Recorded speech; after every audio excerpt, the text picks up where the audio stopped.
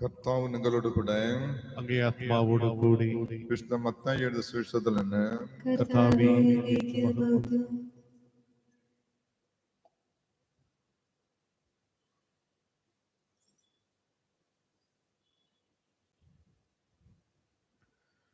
അക്കാലത്ത് യേശു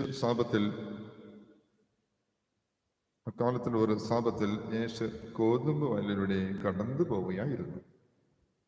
അവന്റെ ശിഷ്യന്മാർക്ക് അവർ കതിരുകൾ പറിച്ച് തിന്നാൻ തുടങ്ങി. പരിസയർ ഇത് കണ്ടു അവനോട് പറഞ്ഞു, നോക്കൂ, സാപത്തിൽ നിഷിദ്ധമായത് നിന്റെ ശിഷ്യന്മാർ ചെയ്യുന്നു. അവൻ പറഞ്ഞു, വിശന്നപ്പോൾ ദാവീദും അനുചരന്മാരും എന്താണ് ചെയ്തതെന്ന് നിങ്ങൾ വായിച്ചിട്ടില്ലേ? അവൻ ദൈവഭവനത്തിൽ പ്രവേശിച്ച് പുരോഹിതന്മാർക്കല്ലാതെ തനിക്കോ സഹോദരന്മാർക്കോ ഭക്ഷിക്കാൻ അനുവാദമില്ലാത്ത കാഴ്ചയപ്പം ഭക്ഷിച്ചത് എങ്ങനെ? അല്ലെങ്കിൽ സാപത്ത് ദിവസം ദേവാലയത്തിലെ പുരോഹിതന്മാർ സാപത്ത് ലംഘിക്കുകയും അതേസമയം കുറ്റമറ്റവരായിരിക്കുകയും ചെയ്യുന്നത് എങ്ങനെയെന്ന് നിങ്ങൾ നിയമത്തിൽ വായിച്ചിട്ടില്ലേ? എന്നാൽ ഞാൻ നിങ്ങളോട് പറയുന്നു, ദേവാലയത്തെക്കാൾ ശ്രേഷ്ഠമായ ഒന്ന് ഇവിടെ ഉണ്ട്.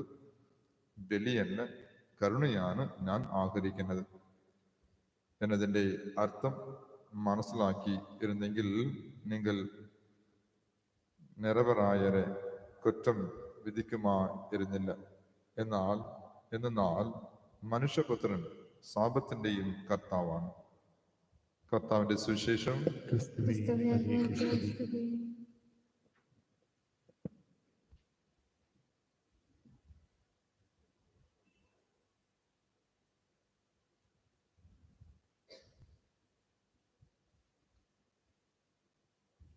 എല്ലാവരും ഈശോയെ മനസ്സിൽ ഓർത്ത് നിങ്ങളുടെ കരങ്ങളെ ഈശോയുടെ പക്കലേക്ക് തിരിച്ച് ഗുഡ് ഈവനിങ് ഈശോ എന്ന് പറഞ്ഞു. ആകാശത്തിലല്ല, ഈശോ ഇവിടെ, ഞാൻ ഇവിടെ. ഗുഡ് ഈവനിങ് ഈശോയെ. ഗുഡ് ഈവനിങ് ഈശോയെ. നന്നായിട്ട് പറഞ്ഞു. ഗുഡ് ഈവനിങ് ഈശോയെ. ഏതെങ്കിലും ഒരു ദിവസം നിങ്ങൾ ഗുഡ് ഈവനിങ് പറഞ്ഞിട്ടുണ്ടോ? ഗുഡ് നൈറ്റ് പറഞ്ഞിട്ടുണ്ടോ? ഗുഡ് മോർണിംഗ് പറഞ്ഞിട്ടുണ്ടോ? തന്റെ ഇഷ്ടപ്പെട്ട ആൾക്കാർക്ക് എനിച്ച് പല്ല് കൂടെ തേക്കില്ല, വായി കഴിവില്ല, ഇഷ്ടപ്പെട്ടാൽ ഗുഡ് മോർണിംഗ് ലവ്ലി മെസ്സേജ് അയക്കും. Good morning my dear message അയക്കും. Dad good morning dad. Ma'am good morning mom. ഏതെങ്കിലും ഒരു ദിവസം എനിച്ച പെട്ടെന്ന് തന്നെ ഈശോയെ ഓർത്ത് ഗുഡ് മോർണിംഗ് ഈശോയെ, ഗുഡ് മോർണിംഗ് ഈശോയെ, ജീസസ് ഗുഡ് മോർണിംഗ് പറഞ്ഞിട്ടുണ്ടോ? ഇനി അതുകൊണ്ടാണ് എന്നെ തുടങ്ങിയിട്ട് എന്നെ ഇങ്ങനെ വായന വായിക്കുമ്പോൾ എനിക്ക് ചിന്തിച്ചുകൊണ്ടേയിരുന്നു. നമ്മൾ എല്ലാവർക്കും ഗുഡ് മോർണിംഗ് പറയുന്നുണ്ട്, ഗുഡ് ഈവനിങ് പറയുന്നുണ്ട്, ഗുഡ് ആഫ്റ്റർനൂൺ പറയുന്നുണ്ട്. ഏതെങ്കിലും ഈശോയ്ക്ക് എന്തെങ്കിലും ഒരു പ്രാവശ്യം നമ്മൾ വിഷ് ചെയ്തിട്ടുണ്ടോ? അങ്ങനെ ചിന്തിച്ചു കഴിഞ്ഞാൽ നോർമലായിട്ട് നമ്മൾ ചെയ്യാറില്ല. പക്ഷെ ഒന്ന് വിഴുന്ന് കരഞ്ഞ് ഊപ്പാട് വെച്ച് നിലവിളിച്ച് പ്രാർത്ഥിക്കാറുണ്ട്. പക്ഷെ സിമ്പിൾ വാക്ക് ഈശോയ്ക്ക് ഗുഡ് മോർണിംഗ് ഇന്നും അത് തുടങ്ങിക്കോ. ഞാൻ ചെയ്യാറ്. എനിക്ക് എൻ്റെ സ്പിരിച്വൽ നേതാവ് പഠിപ്പിച്ചതാണ്. ഞാൻ സെമിനാർ എടുക്കുമ്പോൾ പഠിപ്പിച്ചതാണ്. പിന്നെ എൻ്റെ സ്പിരിച്വൽ മദർ റോസി സിസ്റ്റർ, ഈ 5 മുറുകൾ മലയാളത്തിൽ തിരുമുറുകൾ, இன்னொரு പേരുണ്ടല്ലോ, തിരുമുറുകൾ, தஞ்சாவூர் ரோசி சிஸ்டர். நீங்க நெட்டில் அடிச்சவரும் அதான் என் ஸ்பிரிச்சுவல் மதர். நான் பிறந்தக்கும் போதே என் பேரு லாட் இட்டு கன்னியாஸ்திரி கிட்டியது. அது கொண்டு ஒரு பாக்கியம் உண்டு. ആ സിസ്റ്റർ എനിക്ക് പഠിപ്പിച്ചു കൊടുത്തത്. സിസ്റ്റർ പാടിയ പാട്ട്, സിസ്റ്റർ എഴുതിയ സങ്കീർത്തനം, ഇതെല്ലാം എനിക്ക് ഗിഫ്റ്റ് കൊടുത്ത് എപ്പോഴും ഈശോയ്ക്ക് ഗുഡ് മോർണിംഗ് പറയണേ, ഗുഡ് ആഫ്റ്റർനൂൺ പറയണേ. പിന്നെ അറ്റ്ലീസ്റ്റ് ഇടയ്ക്ക് പറഞ്ഞിട്ടെങ്കിലും 2 ഉറപ്പായിട്ട് നീ പറഞ്ഞിരിക്കണം. കാലത്ത് എണീക്കുമ്പോൾ ഗുഡ് മോർണിംഗ് പറയുന്നു, നൈറ്റ് ഗുഡ് നൈറ്റ് ജീസസ് അങ്ങനെ പറയുന്നു. நீ நன்னா இருப்ப എന്ന് ആ റോസി സിസ്റ്റർ. நீங்க வேளாங்கண்ணி போகும்போது അവിടെ നിർത്തിയാൽ കാണാം. സിസ്റ്റർക്ക് 5 മുറുകൾ എപ്പോഴും മാസം ഫസ്റ്റ് ഫ്രൈഡേ എല്ലാ ആൾക്കാരും ആ കന്യാസ്ത്രീയെ പോയി കണ്ടിട്ട് ബ്ലെസ്സിങ് മേടിച്ചിട്ട് പോകും. അങ്ങനെ ഒരു വാക്യം ആ സിസ്റ്റർ എനിക്ക് സ്പിരിച്വൽ മദർ எனக்கு പഠിപ്പിച്ച സീക്രട്ടാണ്. ഈശോയ്ക്ക് ഗുഡ് മോർണിംഗ് ചൊല്ലണം. സന്തോഷമായിട്ട് പറയാം. അപ്പോ വീണ്ടും പറയാം, ദുഷ്ടയുടെ ഉപദേശം സ്വീകരിക്കല്ലേ. ദുഷ്ടരുടെ ഉപദേശം സ്വീകരിക്കല്ലേ. അടുത്തത് വീണ്ടും കൈ കൊടുത്ത് പാപിയുടെ വഴിയിൽ വ്യാപരിക്കില്ലേ. പാപികളുടെ വഴിയിൽ വ്യാപരിക്കരുത്. അടുത്തത് പരിഹാസരുടെ പീഠത്തിൽ പീഠങ്ങളിൽ ഇരിക്കല്ലേ. പീഠത്തിൽ പരിഹാസരുടെ പീഠത്തിൽ ഇരിക്കല്ലേ. പരിഹാസരുടെ പീഠത്തിൽ ഇരിക്കരുത്. അപ്പൊ വീണ്ടും ദുഷ്ടരുടെ ഉപദേശം സ്വീകരിക്കല്ലേ. ദുഷ്ടരുടെ ഉപദേശം സ്വീകരിക്കല്ലേ. പാപിയുടെ വഴിയിൽ വ്യാപരിക്കല്ലേ. പാപികളുടെ വഴിയിൽ വ്യാപരിക്കരുത്. പരിഹാസരുടെ പീഠത്തിൽ ഇരിക്കല്ലേ. പരിഹാസികളുടെ പീഠത്തിൽ ഇരിക്കരുത്. രണ്ടാമത് കരം കൊടുത്ത് പറ, കൈ കൊടുത്ത് പറ. വീണ്ടും ദുഷ്ടരുടെ ഉപദേശം സ്വീകരിക്കല്ലേ. ദുഷ്ടരുടെ ഉപദേശം സ്വീകരിക്കരുത്. പാപിയുടെ വഴിയിൽ വ്യാപരിക്കല്ലേ. പാപികളുടെ വഴിയിൽ വ്യാപരിക്കരുത്. പരിഹാസരുടെ പീഠത്തിൽ ഇരിക്കല്ലേ. പരിഹാസികളുടെ പീഠത്തിൽ ഇരിക്കരുത്. അപ്പൊ യാരുടെ ഉപദേശം കേൾക്കണം? അങ്ങനെയാണെങ്കിൽ യാരുടെ വഴിയിൽ നടക്കണം? അങ്ങനെ യാരുടെ പീഠത്തിൽ ഇരിക്കണം? വെള്ളത്തിന്റെ തലയിലാണ് ക്രിസ്ത്യാനി എല്ലാവരും ഫെയിലായി. ഉച്ചത്തിൽ പറ. ഈശോ വീണ്ടും കൈ കൊടുത്ത് പറ, ഈശോയുടെ ഉപദേശം സ്വീകരിക്കണമേ. ഈശോയുടെ ഉപദേശം സ്വീകരിക്കണമേ. ഈശോയുടെ വഴിയിൽ വ്യാപരിക്കണമേ. ഈശ്വരനുடைய പീഠത്തിൽ ഇരിക്കണമേ. ഈശോയുടെ പീഠത്തിൽ ഇരിക്കണമേ. അപ്പൊ യാരുടെ പീഠത്തിൽ ഇരിക്കാൻ പാടില്ല? പരിഹസിക്കണം. ഈ ലോകത്തിൽ തൊട്ടടുത്ത് നിൽക്കുന്ന നിന്റെ കുടുംബത്തിൽ ഇരിക്കുന്ന ചില സമയങ്ങളിൽ നിന്റെ പപ്പായ നിന്നെ പരിഹസിക്കും, നിന്റെ മമ്മി നിന്നെ പരിഹസിക്കും. ചില ഇപ്പൊ കൈവിട്ടേക്കും. ഇതാ ചാൻസ്. മഴ വേറെ പെയ്യുന്നുണ്ടല്ലോ, അതുകൊണ്ട് ചൂട് കിട്ടണം, അതുകൊണ്ട് ഇറുക്കി പിടിച്ചിട്ട് ഇങ്ങനെ ഇരിക്കുക.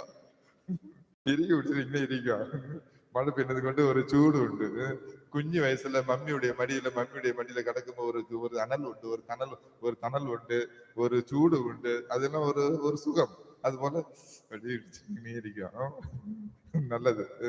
ഇപ്പൊ അടുത്ത ചാൻസ് വരുമ്പോ വീണ്ടും പിടിക്കാൻ ഞാൻ സമയം തരാം.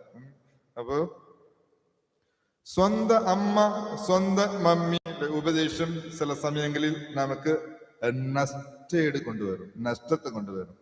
നിങ്ങൾ ചിന്തിക്കും, ചില മമ്മി ചില പപ്പ പറയുമ്പോ അത് ഉപദേശം പോലെ തോന്നും. ഈ വക്രബുദ്ധി ഉള്ള കുറുക്കം ബുദ്ധി ഉള്ള മമ്മിമാരും ഉണ്ട്, പപ്പമാരും ഉണ്ട്. ഇതുപോലെ മമ്മിയും പപ്പയും മക്കൾക്ക് ഉപദേശം നൽകിയാൽ അത് മക്കൾ നശിച്ചു പോകും. എന്നാൽ നശിച്ചു പോകുന്ന രീതിക്ക് ഉപദേശം കൊടുത്തുകൊണ്ടിരിക്കുന്ന പപ്പയാണ്, മമ്മിയാണ്. ഇങ്ങനെ ലോകത്തിലുണ്ട്. അച്ഛൻ ഇങ്ങനെ പറയല്ലേ, നാളെ നല്ല മമ്മിയാണ്, നല്ല പപ്പയാണ്. ഓക്കെ, അങ്ങനെയാണെങ്കിൽ well and good. God bless you, God bless you, God bless you. ഇങ്ങനെയുള്ള മമ്മിയും ഇവിടെ ഉണ്ട്. അതൊക്കെ നാം ഉദാഹരണം പറയാം. അടുത്തത് മമ്മി. ഞാൻ പലവട്ടം പറഞ്ഞിട്ടുണ്ട്, മമ്മി 8 അടി ചാടിയാൽ മവൾ 16 അടി ചാടും. അപ്പൻ 16 അടി ചാടിയാൽ മവൻ 32 അടി ചാടും. അപ്പോ മമ്മിയുടെ വഴിയിൽ നടക്കണമെങ്കിൽ മമ്മി നല്ല മമ്മിയായിട്ടിരിക്കണം, പപ്പ നല്ല പപ്പയായിട്ടിരിക്കണം. അപ്പൊ വഴി നല്ലതായിട്ടിരിക്കണം. അപ്പോ എല്ലാം കാരണം കാണിക്കുന്നത് മോൾത്തട്ടിലുള്ള ആൾക്കാരെ കാരണം കാണിക്കാൻ പറ്റുള്ളൂ. താഴ്ത്തട്ടിലുള്ള താഴ്ത്തട്ടിലുള്ള മക്കള് കുറ്റം പറഞ്ഞിട്ട് കാര്യമില്ല, കുറ്റപ്പറച്ചിട്ട് കാര്യമില്ല, ഉപദേശിച്ചിട്ട് കാര്യമല്ല. മോളിലിരുന്ന ആൾക്കാർ தான் ഉപദേശിക്കുന്നു. അതാണ് പ്രത്യേകം ഇപ്പൊ ഈ കാലഘട്ടത്തിൽ മോളിലുള്ള ആൾക്കാരെ ഒത്തിരി ഉപദേശിക്കുന്നു. അടുത്തത് പരിഹസിക്കുന്ന ആറ്റിറ്റ്യൂഡും വലിയ ആൾക്കാർക്കും ഉണ്ട്. അപ്പോ ഈ മൂന്ന് ആറ്റിറ്റ്യൂഡ് പ്രത്യേകം നമ്മൾ മാറ്റണം എന്നുള്ള മനസ്സ് ഓരോ വ്യക്തിക്കും ഉണ്ടാകണം. അതൊക്കെ മാതൃകയായിട്ട് നിൽക്കുന്നത് 2 പേരുണ്ട്. ഒന്ന് ഈശോ, 2 മാതാവ്. ഈ 2 പേരും മാതൃകയായിട്ട് നമ്മൾ എടുത്തു കഴിഞ്ഞാൽ തീർച്ചയായിട്ടും ഉപദേശം നന്നായിരിക്കും, നടക്കുന്ന വഴിയും നന്നായിരിക്കും, ഇരിക്കുന്ന പീഠമും നന്നായിരിക്കും. അപ്പൊ 3 തട്ടിലിരിക്കുന്ന മൂന്ന് രീതിക്കും മൂന്ന് അടയാളവും നമുക്ക് നന്നായിട്ടിരിക്കും.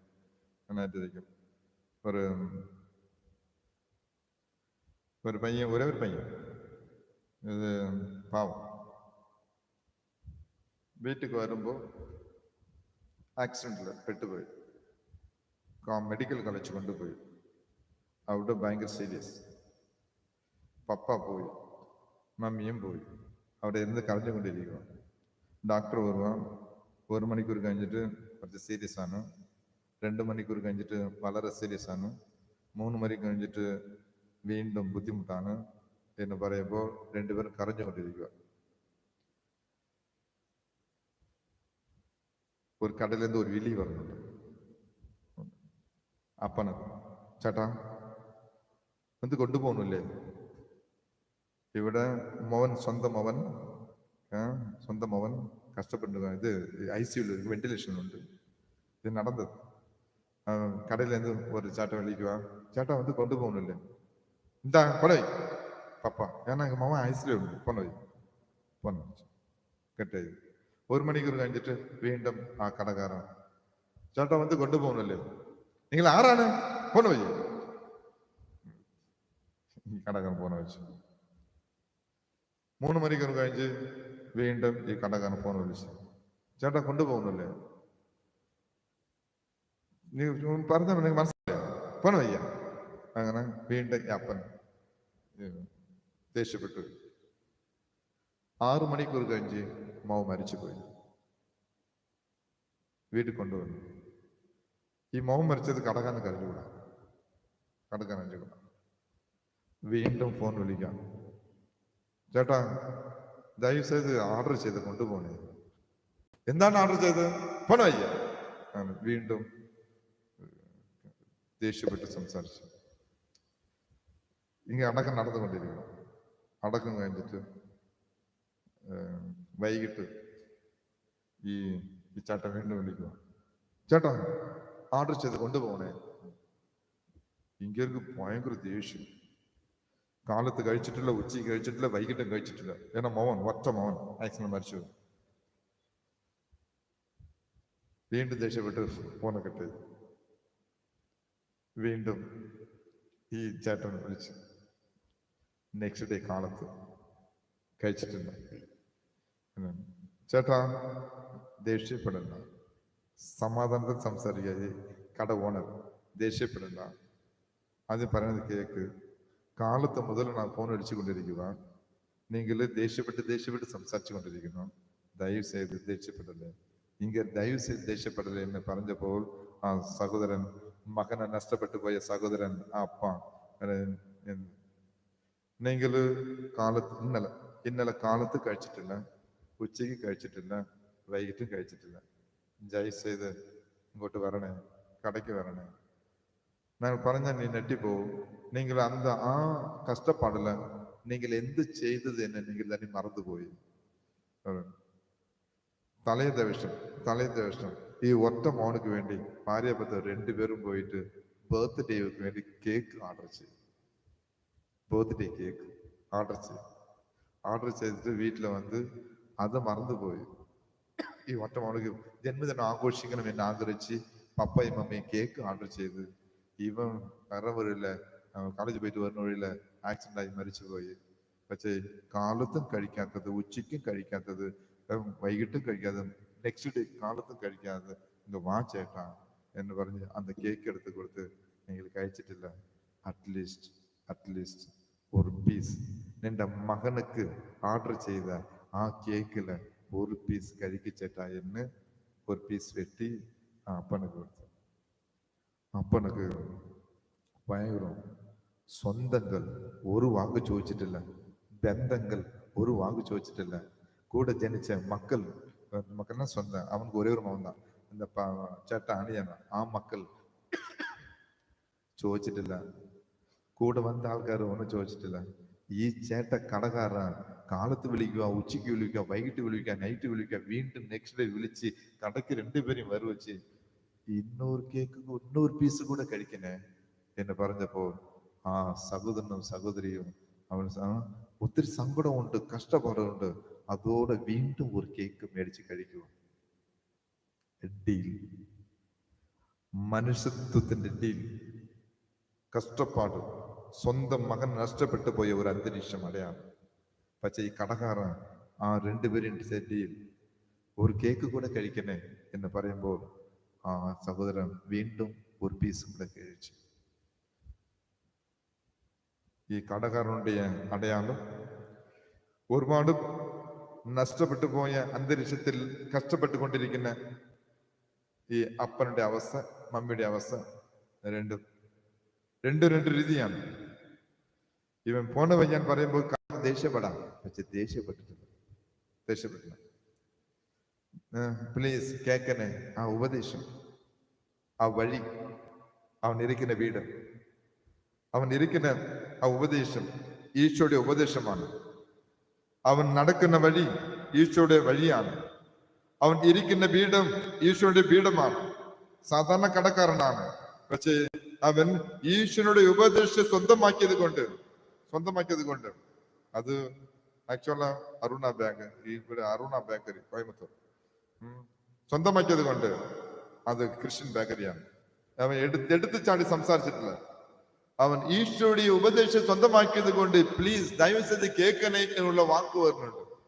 അതുകൊണ്ട് കേൾക്കാൻ മനസ്സ് നഷ്ടപ്പെട്ടു പോയ അപ്പനക്ക് ആ മനസ്സ് വരുന്നുണ്ട്. ഈശോയുടെ വഴിയെ സ്വന്തമാക്കിയത് കൊണ്ട് ആ രീതിക്ക് അവൻ സംസാരിക്കുന്നത് കൊണ്ട് അതേ രീതിക്ക് ആ അപ്പനെ ആ വഴിക്ക് കൊണ്ടുവരാനുള്ള ആ മനസ്സും മനോഭാവവും പക്വവും ജ്ഞാനവും അറിവും ഈ കടക്കാർക്കുള്ളത് കൊണ്ട് അതേ വഴിയിൽ ആ അപ്പനും ഇറങ്ങി വരാൻ അവിടെ ഒരു അന്തരീക്ഷം ഉണ്ടാക്കി കൊടുക്കുന്നുണ്ട്. ഈശ്വരുടെ പീഠത്തിൽ ഇവൻ നിലനിൽക്കുന്നത് കൊണ്ട്, ഈശ്വരുടെ പീഠത്തിൽ ഈ കടകൻ ഇരിക്കുന്നത് കൊണ്ട് അതേ പീഠത്തിൽ നഷ്ടപ്പെട്ടു പോയ ആ അപ്പനെയും മമ്മിയും ആ പീഠത്തിൽ ഇരിക്കാനുള്ള ഒരു അടയാളത്തെ ഉണ്ടാക്കിയെടുക്കുന്നുണ്ട് ഈ കടക്കാരൻ. സ്നേഹമുള്ളവരെ, ഇതേപോലെ ഓരോരു കുടുംബവും ஒவ்வொரு ദിവസവും അനുഭവിക്കുന്ന യഥാർത്ഥങ്ങളാണ്. ചില കുടുംബങ്ങളിൽ പപ്പ മരിക്കും, ചില കുടുംബങ്ങളിൽ മമ്മി മരിക്കും, ചില കുടുംബങ്ങളിൽ ഒറ്റ മകൻ മരിക്കും, ചില കുടുംബം ഒരു മകൾ ഉണ്ടാവും, ആ ഒരു മകൻ മരിച്ചു പോകും. പക്ഷേ അതുപോലെ നഷ്ടപ്പെട്ടു പോയ അവസരങ്ങളിൽ പപ്പയായിരുന്നിട്ട്, മമ്മിയായിരുന്നിട്ട്, സഹോദരനായിരുന്നിട്ട്, സഹോദരിയായിരുന്നിട്ട് ഡീൽ ചെയ്യുന്ന യഥാർത്ഥങ്ങൾ എങ്ങനെയായിരിക്കണം? ഈശോയുടെ ഉപദേശമായിരിക്കണം, ഈശോയുടെ വഴിയായിരിക്കണം, ഈശോയുടെ പീഠമായിരിക്കണം. ചിന്തിക്കും, നന്നായിട്ട് ചിന്തിക്കും. നമ്മൾ പങ്കുവയ്ക്കുന്ന ഓരോരു വാക്കും നല്ല ഒരു ഈശോയുടെ ഉപദേശമായിട്ട് മാറണം.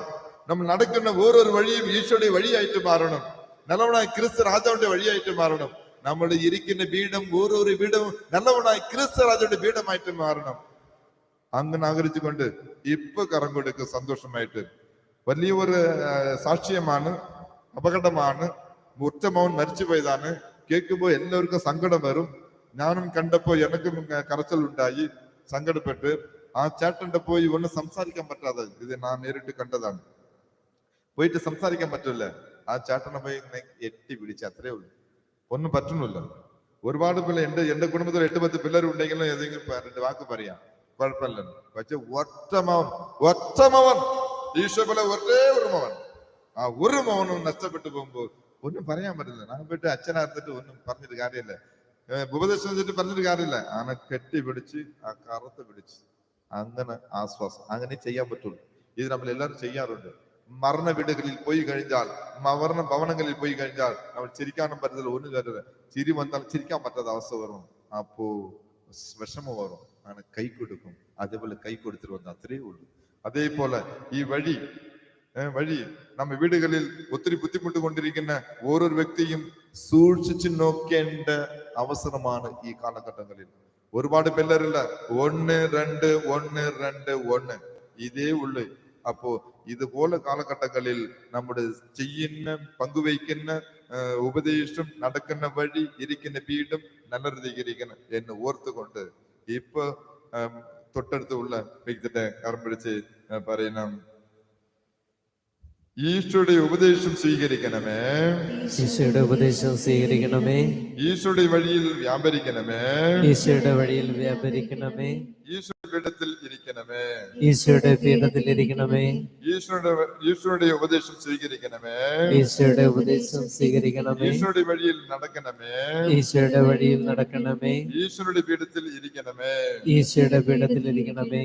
ഈശോയുടെ ഉപദേശം സ്വീകരിക്കാനും ഈശ്വരയുടെ വഴിയിൽ വ്യാപരിക്കാനും ഈശ്വരയുടെ പീഠത്തിൽ ഇരിക്കാനും രണ്ട് കരങ്ങൾ ശിരസിൽ വെച്ചുകൊണ്ട് പ്രാർത്ഥിക്കാം. ദൈവമേ എന്നെ അനുഗ്രഹിക്കണമേ. എന്നെ അനുഗ്രഹിക്കണമേ. ദൈവമേ ദൈവമേ എന്റെ അതിരുകൾ വിസ്തൃതമാക്കണമേ. എന്റെ അതിരിൽ വിസ്തൃതമാക്കണമേ. ദൈവമേ ദൈവമേ അങ്ങയുടെ കരം എന്നോട് കൂടെ ഉണ്ടായിരിക്കണമേ. അങ്ങയുടെ കരം എന്നോട് കൂടെ ഉണ്ടായിരിക്കണമേ. ദൈവമേ എല്ലാ വിപത്തുകളിലും കാത്തുകൊള്ളണമേ. എല്ലാ വിപത്തിലും തന്നെ കാത്തുകൊള്ളണമേ. സങ്കീർത്തനം 47:1 ഒറ്റവിളി ഈശോയേ ഈശോയേ ഈശോയെ ഈശോയേ. ഈശോയെ കേൾക്കാൻ ചെവിയുള്ളവൻ കേൾക്കട്ടെ. പിതാവിന്റെ പുത്രന്റെ പരിശുദ്ധാത്മാവിന്റെ നാമത്തിൽ ആമേൻ.